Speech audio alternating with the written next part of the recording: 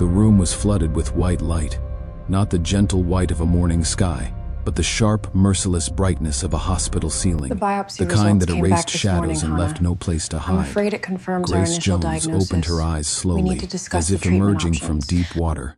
The first thing she noticed was the sound, a steady, mechanical beeping that pulsed somewhere near her head.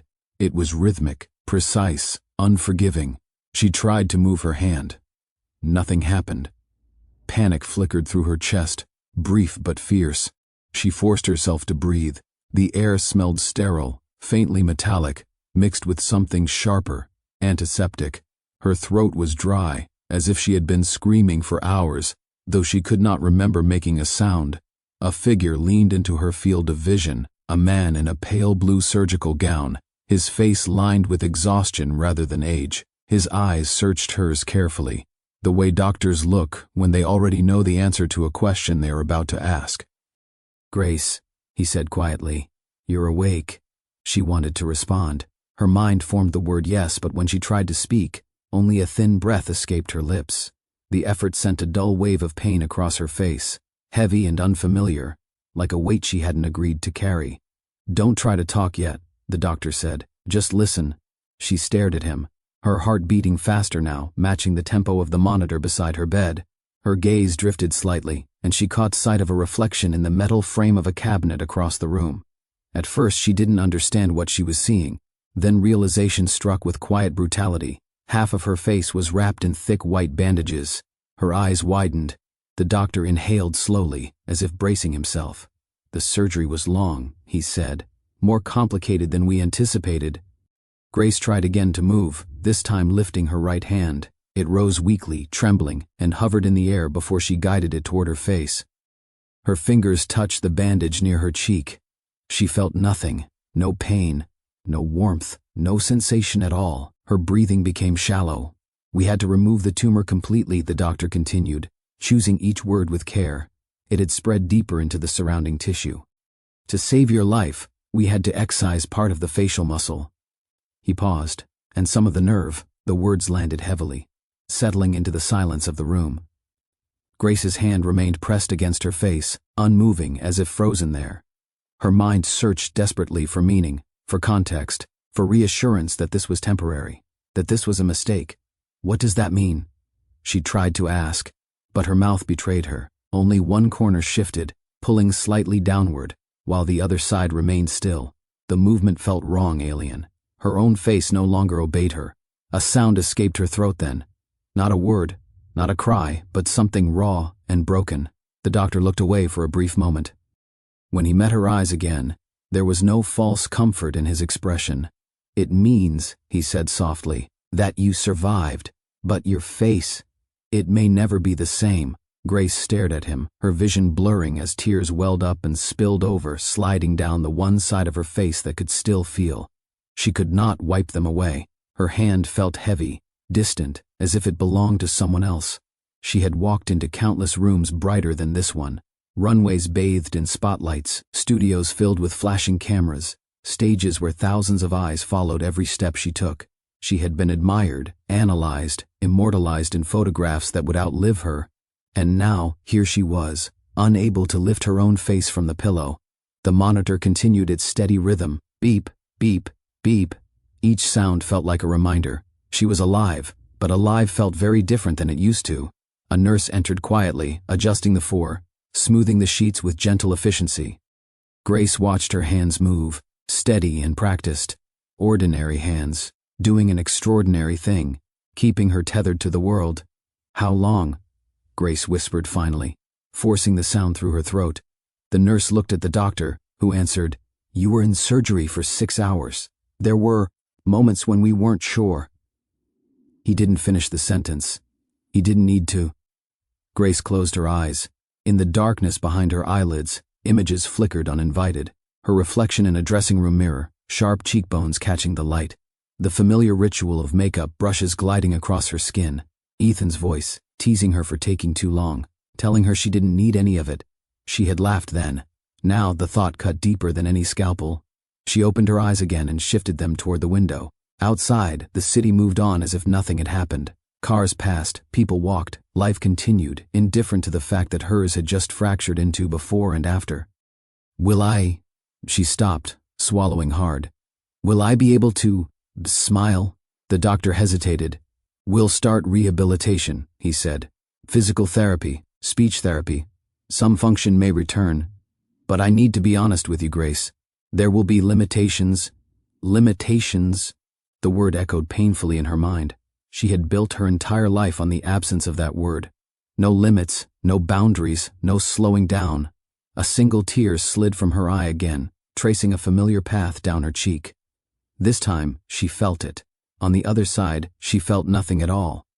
She realized then, with a clarity that stole her breath, that the face she had known her entire life, the face the world recognized, the face that had opened doors and commanded rooms, was gone. In its place was something else, something uncertain, something fragile. But beneath the shock, beneath the fear and grief, another realization stirred quietly, unwelcome yet undeniable. She was still breathing. Her heart still beat. She was still here. The nurse adjusted the blanket around her shoulders, tucking it gently, as one might with a child. Grace stared at the ceiling once more, the white light no longer blinding, just empty. For the first time in decades, there was no audience, no applause, no camera, just a woman lying in a hospital bed, learning what it meant to survive. It was the spring of 1982, and Milan pulsed with energy. Fashion Week had taken over the city like a fever, and Grace Jones was its epicenter. Wherever she went, cameras followed.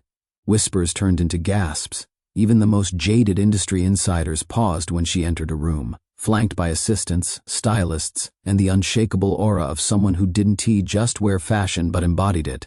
That morning, she stood in front of a tall backlit mirror inside a penthouse suite overlooking the Duomo.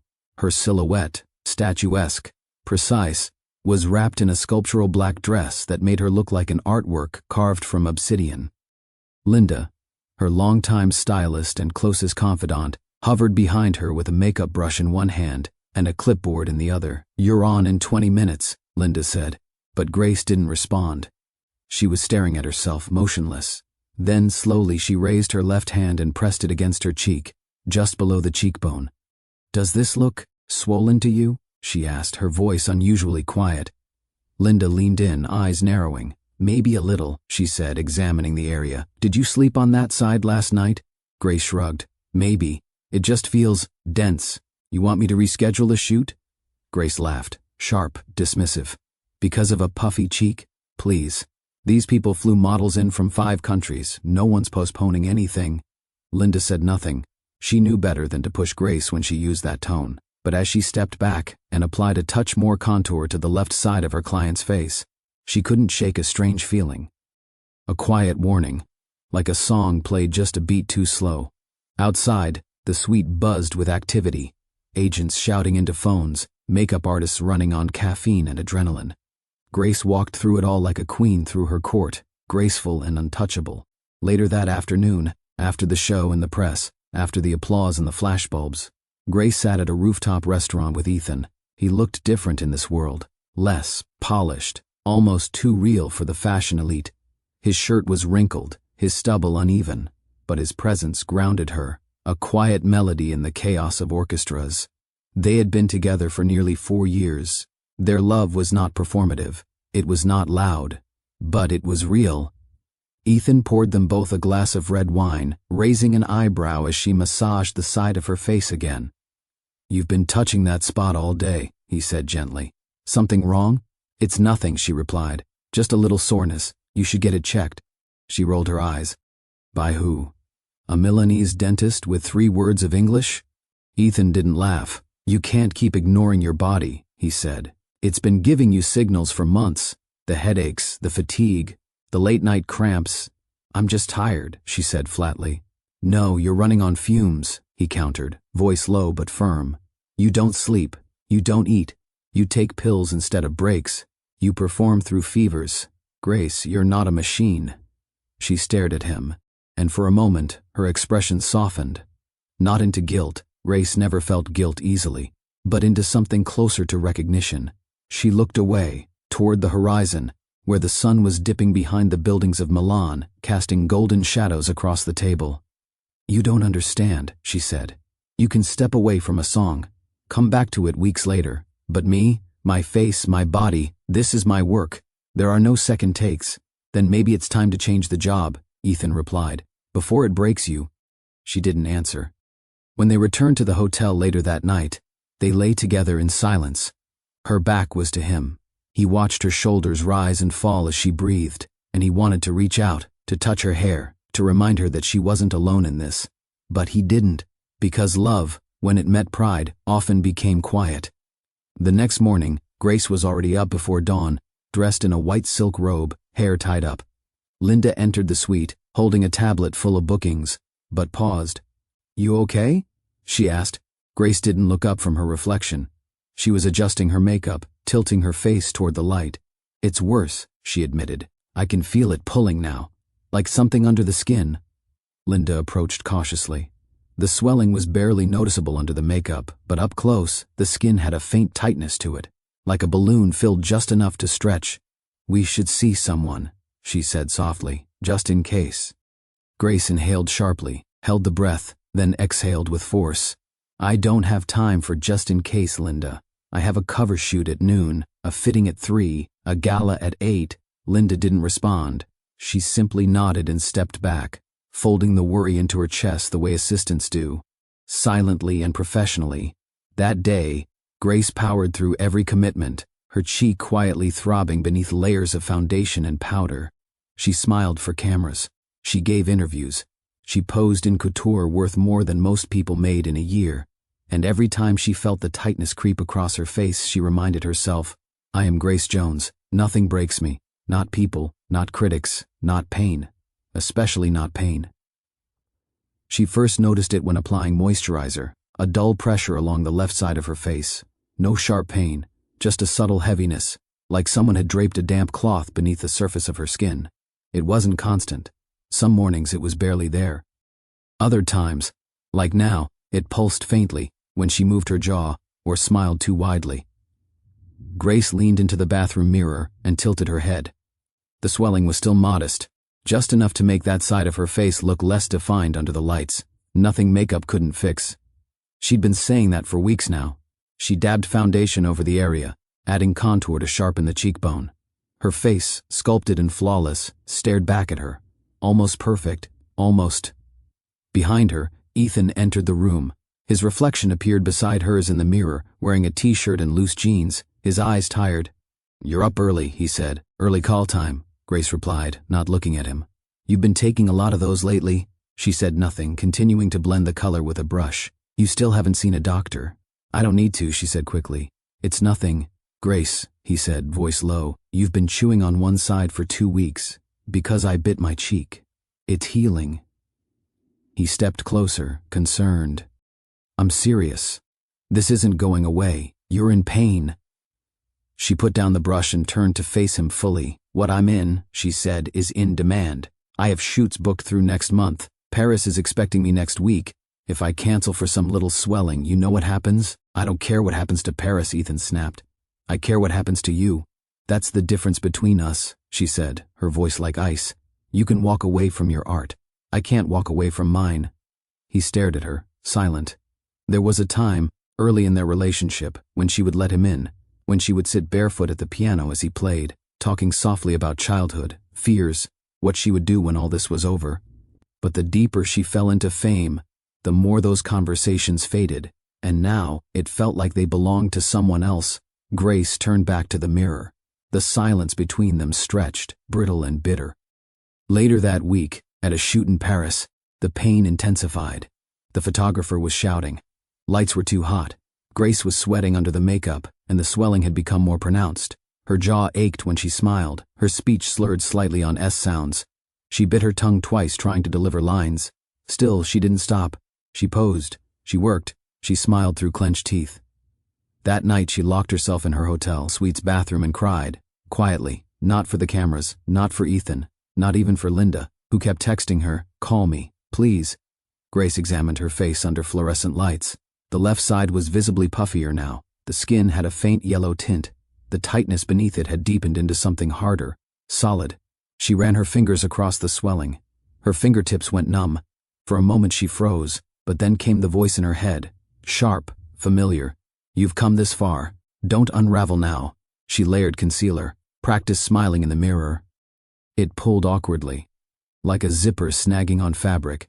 She adjusted her hair to fall over the left side, and just like that, she became Grace Jones again, not the woman afraid of her own reflection. When she returned to New York, Ethan was waiting. He didn't say anything when she walked in, even though her left cheek was swollen enough now that she avoided turning toward him fully. "How was Paris?" he asked. "Glamorous." "Insufferable," she said, slipping off her coat. "You look tired." "Thanks." He sighed. "Grace, don't," she cut in. "Please, you're not okay." She froze. He stepped closer. This time she didn't pull away. "I miss you," he said softly. "The real you, the one who lets me in." She blinked but didn't cry. Her voice was quiet when she spoke. "The real me doesn't look like this." He reached out, touched her uninjured cheek. "Yes, she does. She always did." Her hands trembled. But the next day, she flew to Los Angeles for a press appearance. On the plane, the pain escalated. She couldn't sleep. Her jaw throbbed, her vision blurred. She took painkillers, washed them down with coffee, and smiled for the cameras when she landed. She didn't eat much during the event. Couldn't. Chewing had become difficult. Her words came slower, but the crowd didn't notice. Or if they did, they chalked it up to artistic flair. That night, in her hotel room, she stared at herself again. The swelling was now the size of a small plum. It distorted her symmetry. The skin above it had begun to discolor, pinkish purple. When she pressed lightly, a dull, sick ache radiated down her neck. She thought of Ethan. She thought of calling Linda. She did neither. Instead, she applied a cold compress, popped more pills, and opened her laptop to review tomorrow's call sheet. You don't stop. You keep moving. That's how you stay alive in this world. But for the first time, she wasn't sure if she believed. The pressure became a presence.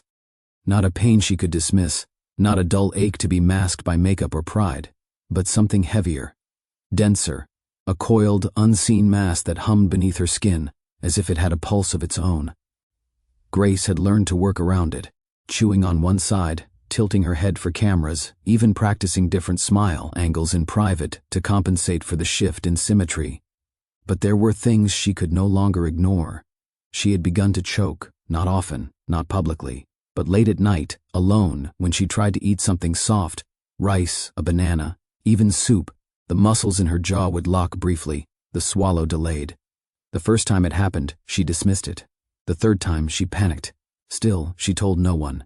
Instead, she filmed a commercial in Tokyo, then another in Berlin. And when Linda begged her to reschedule their upcoming New York show, Grace responded with silence. She was unraveling, but slowly, like silk slipping from a dress form, one pin at a time. Back in Manhattan, the rain was relentless. Grace stood in front of the mirror again, towel around her shoulders, wet curls dripping down her neck. The lighting in her bathroom was cruel. No filters, no backlights, just the unflinching truth of aging bulbs and white tiles. She touched the swelling. It no longer felt like tissue. It was hard now, unmoving. The skin above it had a faint bluish hue, and when she traced a finger along her cheekbone, there was no sensation, a numbness that stretched wider each day. Behind her, Ethan stood in the doorway, arms crossed. "I made an appointment," he said quietly. "Mount Sinai. Dr. Kapoor. He's a specialist. He can see you Friday." Grace didn't respond. "I'll go with you," he added. "We'll get answers. It doesn't have to be." "I'm not going," she said. Her voice was calm, flat, final. Ethan stepped into the room. "Why?" "Because I have a shoot Thursday, a gala Saturday. And because," she turned to face him, "I don't need the world to know that Grace Jones is falling apart." He stared at her for a long moment. The woman before him looked like Grace. She moved like Grace. But something in her had closed off, hardened. "This isn't about the world," he said. "It's about you, your life. I'm not dying. You don't know that. I don't care." That stopped him. She pushed past him and walked into the bedroom, throwing open the closet. "I built everything with this," she snapped, pointing at her face. "With these bones, these angles. Do you know what it means to lose that? Do you have any idea what I become without it?" "You become you," Ethan said, voice cracking. "You become the person I love, the one who used to laugh without checking the mirror." She froze, then turned to him, eyes sharp. Then maybe you should go find her, because I don't have time to be her anymore. Silence filled the room. Ethan exhaled slowly, walked to the dresser, picked up the small framed photo of them from years ago, laughing on a beach, windswept and younger, before the magazines, before the contracts. He set it down. I love you, Grace, he said. But I can't stand here and watch you disappear. And then he left. No shouting, no slammed doors, just the sound of retreating footsteps down a hallway too quiet. Grace stood still for a long time. The mirror across the room reflected only half her face, lit in profile, swollen, tight. She touched it again. No feeling. Her knees buckled, but she caught herself. There were no tears. She was too proud for that, too practiced. She poured a glass of scotch instead, sat on the edge of the bed, turned on the TV, muted. Her phone buzzed. Linda. She didn't answer. Then again, she turned the phone over face down. Later that night, as thunder cracked over Manhattan, Grace found herself crawling toward the bathroom. The pain had spiked sharply, and for the first time, it brought nausea. Her vision blurred.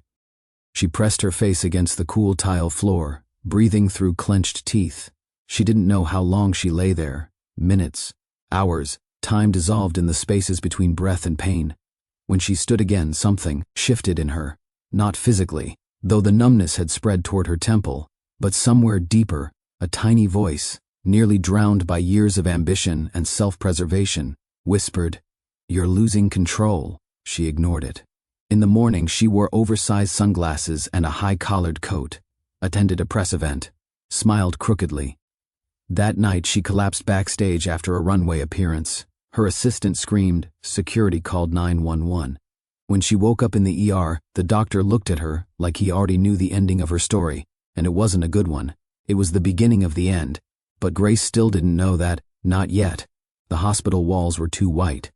Not the serene kind of white you see in catalogs or magazines, but the sterile, clinical white that felt cold no matter the room's temperature. Grace sat alone in an exam room, legs crossed tightly, sunglasses still on despite the absence of light. Her cheek, now visibly swollen, bruised beneath her skin, throbbed with a low, constant ache. The door opened with a soft knock. Dr. Kapoor entered, carrying a thin file and a face too practiced in neutrality. He was a small, calm man with intelligent eyes and hands that moved carefully, like they once held things that broke easily. "Miss Jones," he said. "Grace," she corrected. Her voice sounded foreign to her, as if spoken through a wall.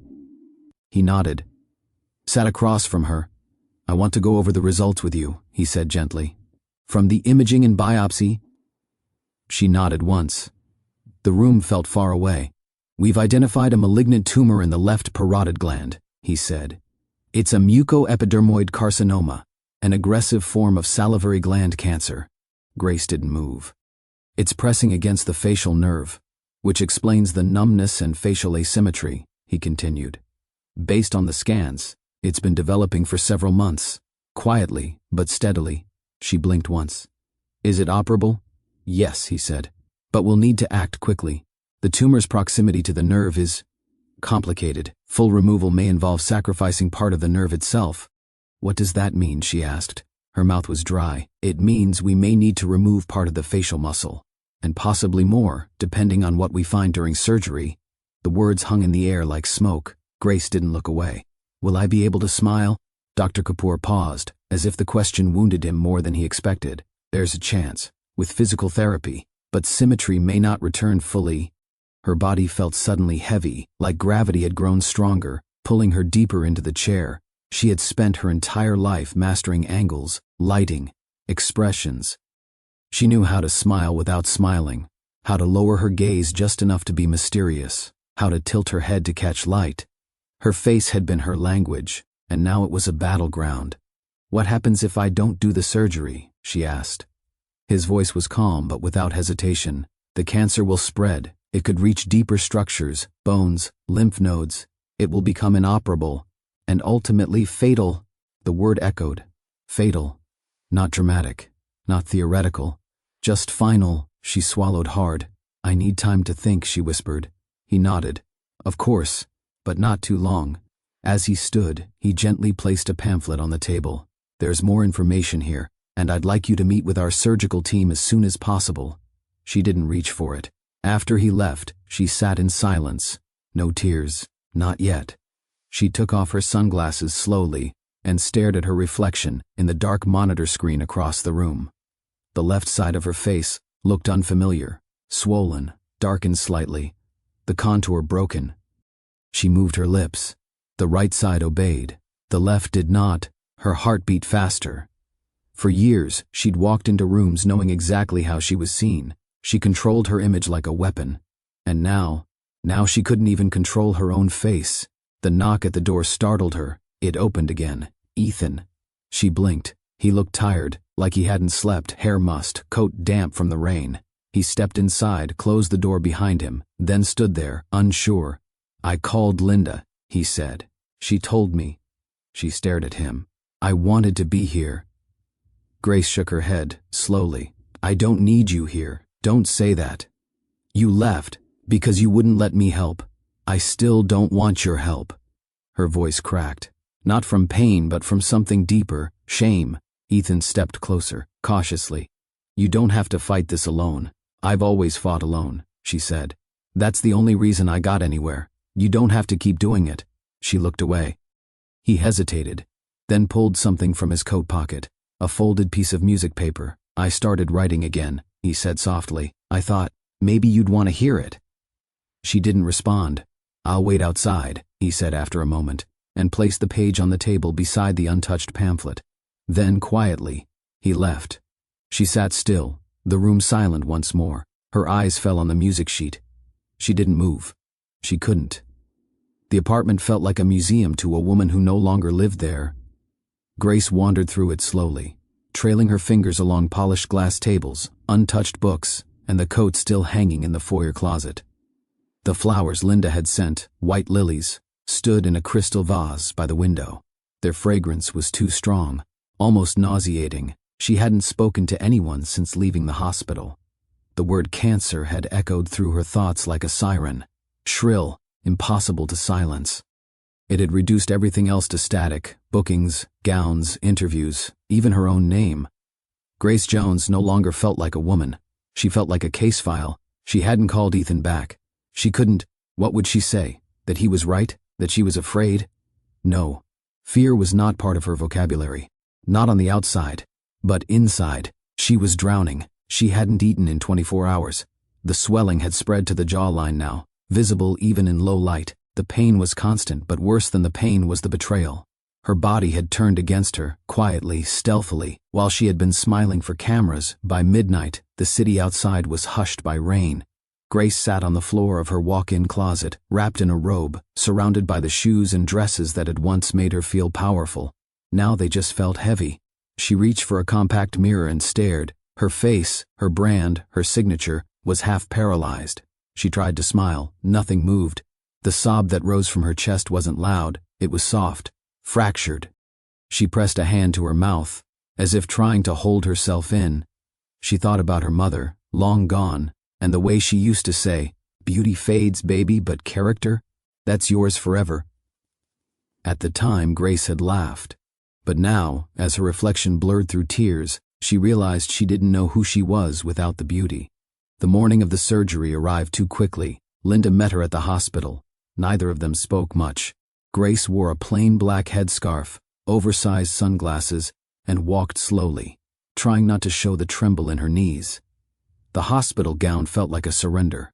In the pre-op room, the nurse hooked up her four, checked her vitals, and asked the usual questions. "Have you eaten? Are you allergic to anything? Do you have someone here with you?" Grace nodded. "My friend is outside." It felt too raw to say Linda's name, too vulnerable. As the nurse left, Grace looked at the clock. 15 minutes. She sat upright on the gurney, hands folded in her lap, staring at the tiled floor. That's when Ethan walked in. She stiffened. He didn't speak right away, just walked slowly to the side of the bed and stood there. "I didn't know if you'd let me in," he said. "I almost didn't," she replied. He smiled, gently. "But you did." She looked at him then, Really looked. There were dark circles under his eyes, a softness in his expression she hadn't let herself see before. He took her hand. "I'm scared," she whispered. He squeezed her fingers. "I know. I might come out of this wrong. You might come out of this alive." She didn't answer. The doctor entered then. Dr. Kapoor, calm and ready. He explained the process again. The anesthesia, the incision, the nerve monitoring, possible outcomes, permanent paralysis, disfigurement. Grace nodded. No more questions. She signed the consent form. As the nurses came to wheel her in, Ethan bent down, kissed her forehead, and said, "I'll be right here." She didn't trust herself to speak, but as the doors closed behind her, she held on to that one sentence like a life raft. The last thing she remembered was the cold of the surgical table.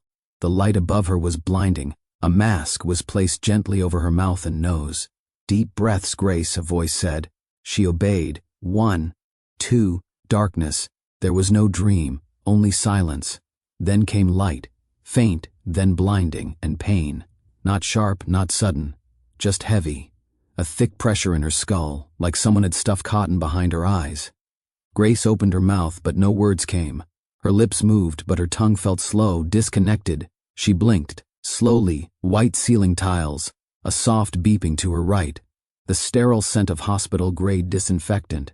She tried to turn her head. Only one side obeyed. "Grace," a voice, familiar. She blinked again and turned, right side only, until her gaze landed on Ethan, sitting in a hospital chair, unshaven, his hand already reaching for hers. "You're okay," he said. "You're out. It's over." She tried to speak, but nothing came. Her hand moved to her cheek, bandaged, stiff. And then she remembered. The diagnosis, the tumor, the surgeon's voice, "We may have to cut through the nerve." She brought her other hand up, slower, trembling, and touched the left side of her face. No sensation, none. Her eyes darted toward the wall-mounted mirror across the room. It reflected only part of the bed, but enough for her to see it, her face, or half of it. The left side sagged slightly, jawline softer, lips uneven, the skin puffy and pale beneath the dressing. Her breath caught. The machine beeped faster. "Don't panic," Ethan said, standing. "Breathe, Grace, please, just breathe." She turned her face away. Tears didn't come immediately, only shame. A raw, pulsing shame that made her chest tighten and her stomach twist. She was broken. She was no longer Grace Jones. Not the Grace the world had photographed, praised, consumed. She was a patient, a woman with a scar hidden under gauze and a face she didn't recognize. The doctors were pleased. Technically, the tumor had been removed entirely. Margins were clear.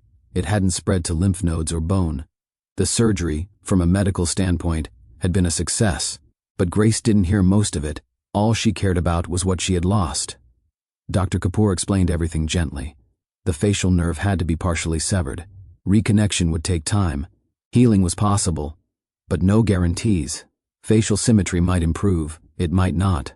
Physical therapy could help. She nodded. She didn't listen. She didn't ask questions. Ethan tried. He stayed every day. He brought her books, playlists, silk scarves. He made jokes even when she didn't laugh. Especially when she didn't laugh. "You're still you," he whispered one night, holding her hand in the dark. "No, I'm not," she replied.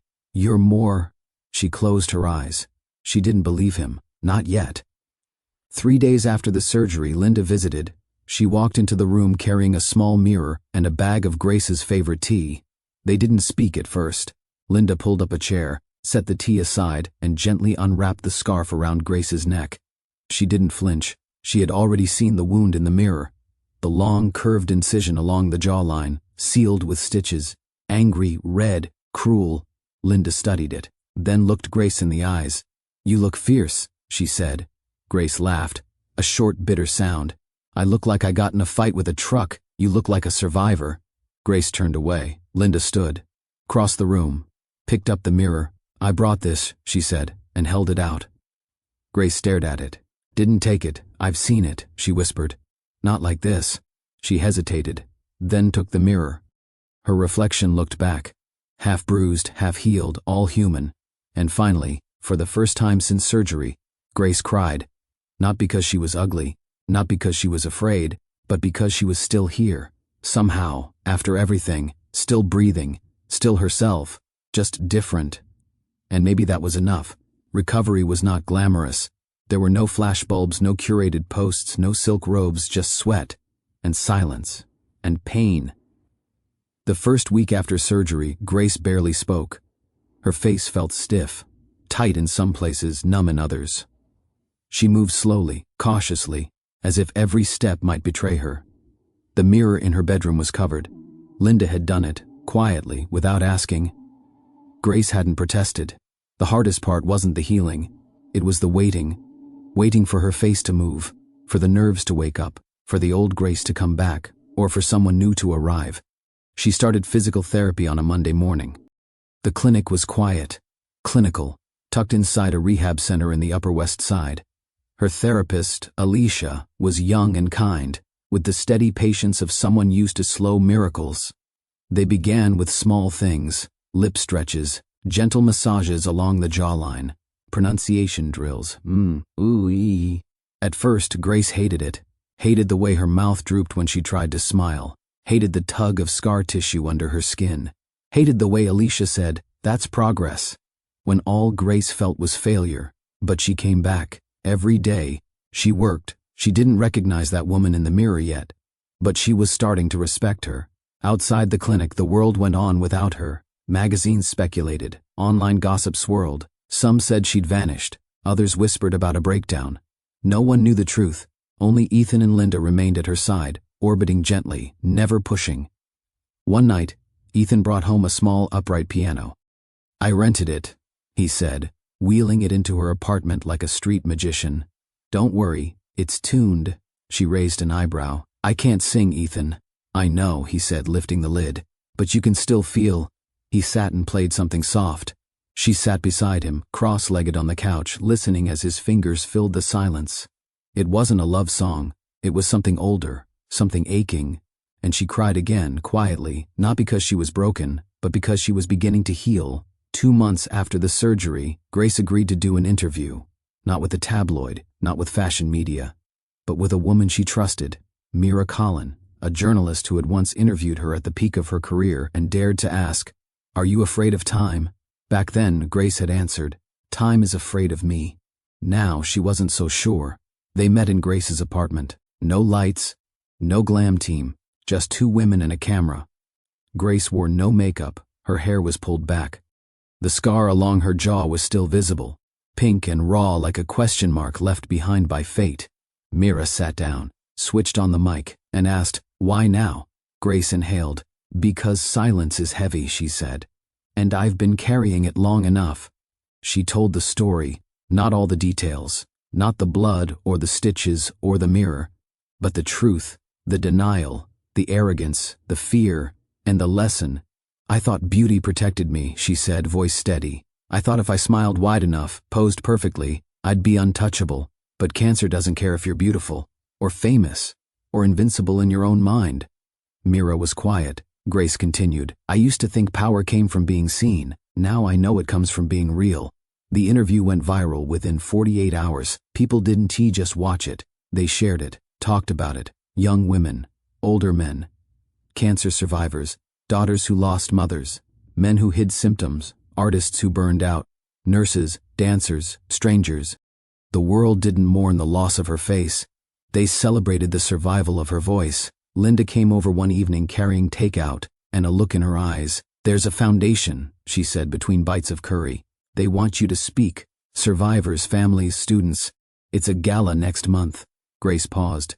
"Speak, not pose, not smile, not hide." "I'll think about it," she said. That night she stood in front of the mirror, now uncovered. She practiced saying her name. It still sounded uneven, but it was hers. The ballroom was nothing like the runways she once ruled. There were no flashing lights, no backstage assistants, no curated playlists. Just warm amber lamps, tables dressed in white, and rows of people, some in suits, others in wheelchairs, some bald from chemo, some clinging tightly to the hands of someone they loved. Grace stood backstage, hand pressed lightly to her chest. Her heartbeat wasn't frantic, just heavy, grounded, real. Linda appeared beside her, clipboard in hand. "They're ready," she said, smiling. Grace nodded. She had practiced the speech for weeks, but not in front of a mirror. Mirrors no longer defined her. Instead, she spoke into the empty room of her apartment, or into Ethan's steady silence, or into the quiet crackle of old records playing while she did her therapy exercises. And tonight, she would speak into the hearts of strangers, people who knew pain, who knew fear, who knew what it meant to lose something and wake up still breathing. The host introduced her name, not as a celebrity, not as a model, but as a survivor. A voice. Grace stepped into the light. There was a pause, a silence, as people turned to look, and in that moment she felt it, not judgment, not pity, but presence. They were with her. She reached the podium, placed her hands gently on either side, and leaned forward. 3 years ago, she began, I believed, that looking perfect meant being powerful. A quiet chuckle rippled through the audience. She smiled. I was wrong. She paused, looked around. Because when I lost that perfection, when my face collapsed and my body betrayed me, I discovered something terrifying. She let the silence hang. I was still here. A few heads nodded. I was still breathing, still thinking, still dreaming, and that meant I had to make a choice, either hide behind what I used to be or step into what I was becoming. She glanced toward the front row, Linda, eyes glistening, Ethan, still and proud. I chose to speak, she continued, even when my smile was crooked, even when my voice trembled, even when I hated the reflection in the glass. A long pause. Cancer took part of my face, but it gave me something far more permanent, a second life. One not measured in applause or contracts or photo shoots, but in presence, in truth, in being here with all of you fully. She swallowed. I know what fear feels like. I know the shame of delay. I know the temptation to stay quiet, to pretend nothing's wrong. But I also know this. Her voice softened. You deserve your own survival story, even if it's messy, even if it's painful, especially if it's painful. There was stillness in the room, and then a slow rising wave of applause, not thunderous, not for show, but real, earnest, human. As she stepped down, a young woman, no older than 20, approached, trembling slightly. Miss Jones, she said, voice shaking. I was diagnosed last week. I haven't told anyone but my sister. I didn't know I could still be something. Grace looked at her, saw the fear, the rawness, the ache she knew too well. She took the girl's hand. You already are, she said, and the girl burst into tears. Later that night, after the ballroom emptied and the city returned to its usual hum, Grace sat alone on a balcony overlooking the skyline. Ethan joined her, holding 2 mugs of tea. Do you feel different? He asked. She thought for a moment. No, she said, but I feel more. He nodded, sat beside her. You know, he said, sipping, there's this thing you do when you talk now. Your left side doesn't quite catch up to your right, but when it does, it's like your smile's dancing to its own rhythm. She smiled, crookedly, beautifully. That's because it is. They sat in silence, not the kind that demands to be filled, the kind that says, we made it. We're still here. Grace leaned back, looked up at the stars, then said softly, almost to herself, what if surviving isn't the end of the story? Ethan looked at her. What is it then? She turned to him, eyes clear. Maybe it's the beginning.